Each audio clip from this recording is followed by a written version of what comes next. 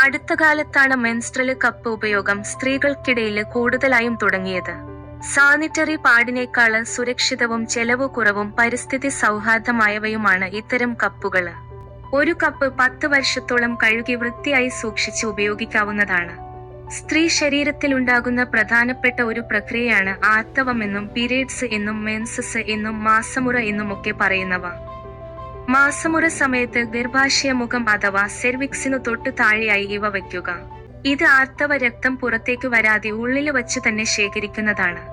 അതുകൊണ്ട് തന്നെ ഈർപ്പവും രക്തത്തിന്റെ നനവ് കൊണ്ടുണ്ടാകുന്ന അസ്വസ്ഥതയും ഉണ്ടാവുകയുമില്ല. ചരിഞ്ഞാലോ ഇരുന്നാലോ കമിഴ്ന്നാലോ ഒന്നും ലീക്ക് ഉണ്ടാവുമെന്ന് ഭയക്കേണ്ടതുമില്ല.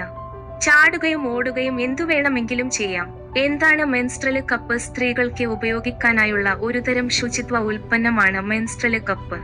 റബ്ബർ അല്ലെങ്കിൽ സിലിക്കണ് കൊണ്ട് നിർമ്മിച്ച മണിയുടെ ആകൃതിയിലുള്ള ചെറിയൊരു കപ്പാണ്. ഇത് ആർത്തവ ദ്രാവകം ശേഖരിക്കാൻ ഉപയോഗിക്കുന്നു. ഓരോ തവണ ഉപയോഗിക്കുമ്പോഴും ചൂടുവെള്ളവും സോപ്പും ഉപയോഗിച്ച് കഴുകി വൃത്തിയാക്കുക. ഒരു തവണയെങ്കിലും തിളച്ച വെള്ളത്തിലിട്ട് അണുവിമുക്തമാക്കുക. യാത്ര ചെയ്യുന്നവർക്കും ബാത്റൂം സൗകര്യം കുറഞ്ഞവർക്കുമൊക്കെ ഏറ്റവും ഉപകാരമാണിത്.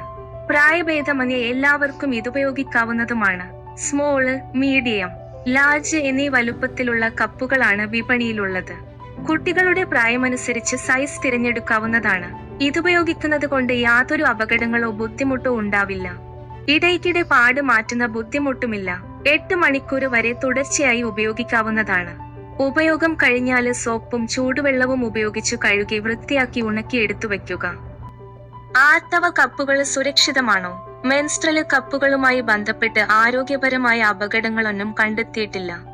ആർക്കൊക്കെ ഉപയോഗിക്കാന് പാടില്ല? മെൻസ്ട്രൽ കപ്പ് സുരക്ഷിതമാണെങ്കിലും അവ എല്ലാവർക്കും അനുയോജ്യമാവണമെന്നില്ല.